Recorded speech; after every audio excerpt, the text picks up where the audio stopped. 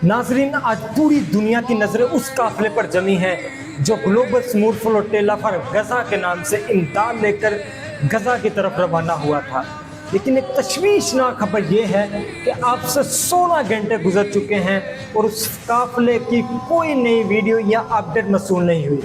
आखिरी वीडियो में काफिले के एडमिरल मुश्ताक अहमद खान ने बताया था कि हमें इसराइली जंगी जहाज दूर से नज़र आ रहे हैं और हमारे मोबाइल नेटवर्क जाम हो चुके हैं।